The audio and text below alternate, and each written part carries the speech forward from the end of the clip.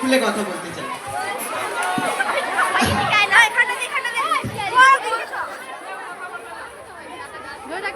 আচ্ছা তোরা বস, আমি তোদের রেজাল্টটা নিয়ে আসি।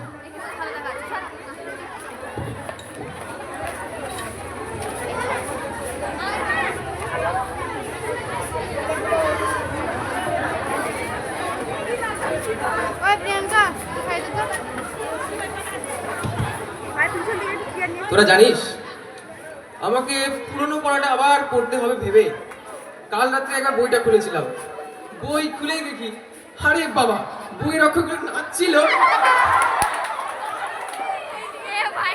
তাহলে শোন শোন আমার কথা, আমি তো পুরো মাসটা বিন্দাস রিলস বানিয়েছি, ভিউজও প্রচুর হয়েছে। আমাকে এই রেজাল্টের ভয় দেখাস না। আর এমনি তো আমার বই তো এতদিন আলমারিতে ছিল যে খুললেই ধুলো বেরোচ্ছে। ওহো তাই নাকি? বই বলে বই বলে ধুলো বেরোবে কেন? কারণ বইটা হয়তো নিজেই অবাক হয়ে গেছে। বইটা হয়তো মনে মনে ভাবছে যে এতদিন পরে আমার কথা মনে পড়লো।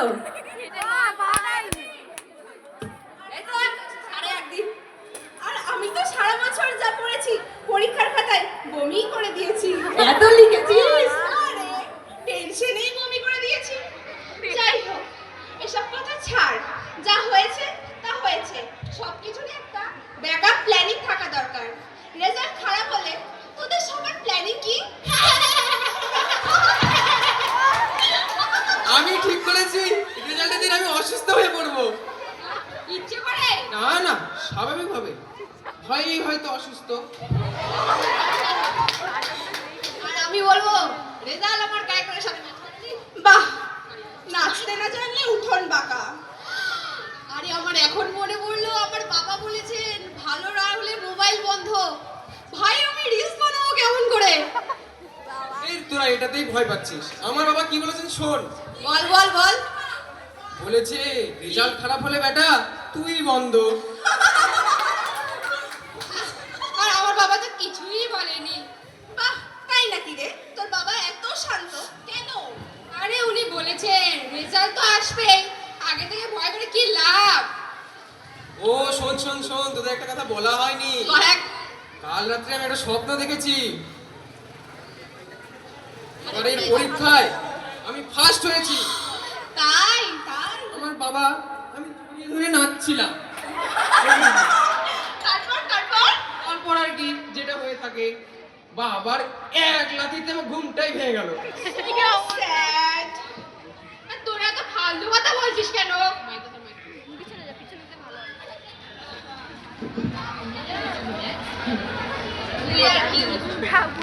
তুই আর কি বুঝবি?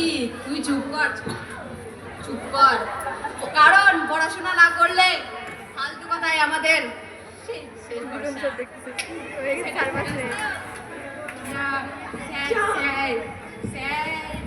কি হয়েছে? কি হয়? এত দাঁড়াতে সবসময় স্যার স্যার স্যার কি স্যার স্যার স্যার বলিস তোরা? স্যার কি চাচ্ছিস? তোরা কি মনে করছিস স্যার আমার পিছনে দাঁড়িয়ে থাকবে আমি বুঝতে পারবো না? স্যার ভালো আছেন? জয় হিন্দ স্যার।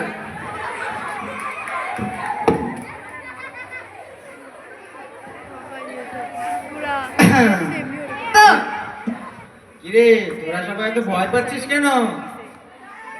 আর রেজাল্ট মানে তো জীবনের শেষ। আরে পাগলা, এতে ভয় পাওয়ার কিছু নেই। আমি নিজের জীবনে 3 বার ফেল করেছি। সত্যি? হ্যাঁ, তবুও দেখ আজ আমি তোদের সামনে দাঁড়িয়ে আছি। স্যার স্যার তাহলে আমাদের আশা আছে নাকি? হ্যাঁ, আশা। দ্যাট ইজ দ্য ওয়ার্ড আশা। স্যার আশা মানে কি? আশা ভোসলে? না রে, আশা মানে কোনো মেয়ের নাম নয় রে পাগলা। আশা হোক, এই শব্দটা আমাদের বাঁচিয়ে রাখে। এই শব্দটা আমাদের যে কোনো পরিস্থিতিতেই লড়াই করার শক্তি যোগায়। তাই আশা না ছেড়ে লড়াই করে যেতে হবে আমাদের শেষ দিন পর্যন্ত, শেষ নিঃশ্বাস পর্যন্ত।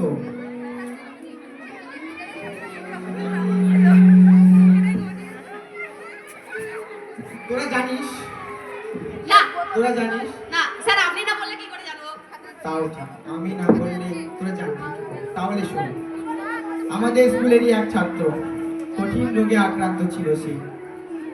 সে তোদের থেকে অনেক ছোট, কিন্তু আমি দেখেছি কি দুর্দান্ত স্পিড তার, খেলোয়াড় সুলভ মানসিকতা।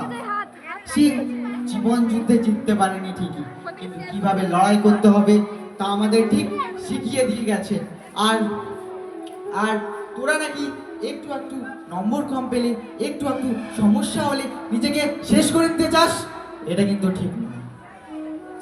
আরে কার একটা যেন গান আছে না, এমন মানব জনম, এমন মানব জনম আর পাবে না, বারে বারে আর আশা হবে না, ও বারে বারে আর আশা হবে না।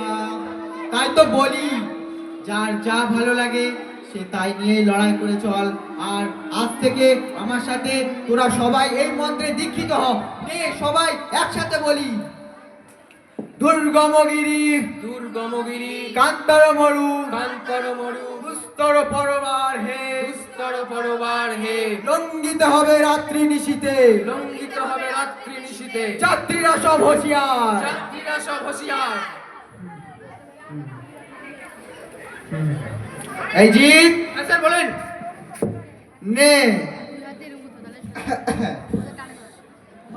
এবার একটু নির্মা গানটা লাগাতো, স্যার এক মিনিট।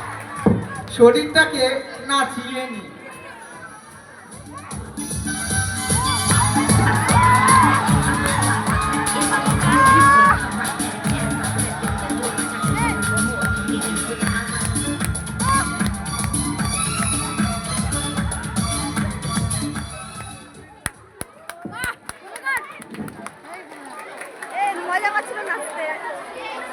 হ্যালো, আজকের মতো আমাদের এই অনুষ্ঠান